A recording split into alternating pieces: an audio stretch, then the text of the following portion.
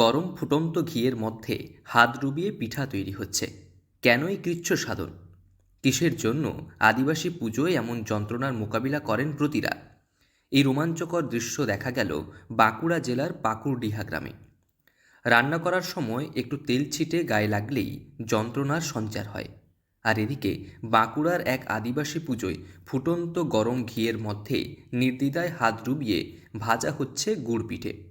এই রীতি আনুমানিক 350 থেকে 400 বছরেরও বেশি প্রাচীন। পুজোর নাম সাত ভায়া মিট্টাং মেশরা। এই সাত ভাই চম্পা একটু অন্যরকম। লোকমুখে প্রচলিত আছে যে জীবনের বাজি রেখে সাত ভাইকে হিংস্র জন্তুর হাত থেকে রক্ষা করেছিলেন এক বোন। তারপর থেকেই গরম ঘিয়ে হাত ডুবিয়ে শত শত বছর ধরে এই পুজো করছেন আদিবাসী পুরুষেরা। বোনদের পুজো করেন পুরুষেরা, এমন উদাহরণ গোটা বিশ্বে বিরল। এক বোন যেটা সেটাই সেই সাত ভাইকে উদ্ধার করেছিল পশুর আক্রমণে। তারা শেষ হয়ে গেছিল না কি হয়েছিল বুঝতে পারেন। বোনের উদ্দেশ্যেই পূজা। সাত ভাই এদেরকেও যেহেতু উদ্ধার করেছিল, সবাইকেই আমরা মানে কি বলবো, দেবতা সুরে দেবতা মনে করেই তাদেরকে পূজা করি। মেন এখানে ওই বোনটি, অর্থাৎ দেবী পূজা মেনলি। বাঁকুড়ার প্রত্যন্ত গ্রাম পাকুড়ডিহা গ্রাম জঙ্গলে ঘেরা। কয়েক শতক আগে এই জঙ্গল ছিল আরও অনেক ভয়ঙ্কর এবং গভীর। তবে সাহসী আদিবাসীরা জঙ্গলের উপরেই নির্ভরশীল ছিল জীবন জীবিকার কারণে। জঙ্গলের দুর্গম অভিযানে গিয়ে শিকার করে অথবা ফলমূল নিয়ে আসতেন পুরুষেরা। এই সংসাধন ভাগ করে নেওয়া হতো পরিবারের মধ্যে। এই রকমই ছিল সাত ভাই ও এক বোনের এক পরিবার।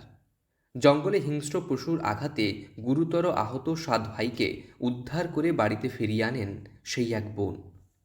সেবা যত্নে ধীরে ধীরে মৃত্যুর মুখ থেকে ফিরে আসেন সাত ভাই। সাহস সেবার প্রতীক সেই আদিবাসী বোন আদিবাসী সমাজে দেবী রূপে প্রতিষ্ঠা পায়।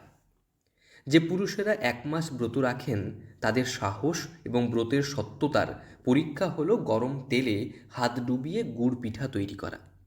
হ্যাঁ, এর পুরো বিশেষত নিয়ম হচ্ছে আমাদের 1 মাস ধরে যে ব্রতটা পালন করে আসে, যারা ব্রতী থাকে তারা সঠিকভাবে তারা ব্রততে থাকছে কি না সেটাই পরীক্ষার জন্য এটা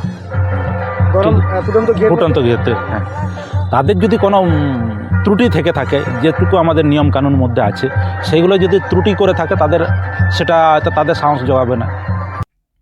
পুরুষ এবং মহিলারা সমানে সমানে অংশগ্রহণ করে এই পুজোয়।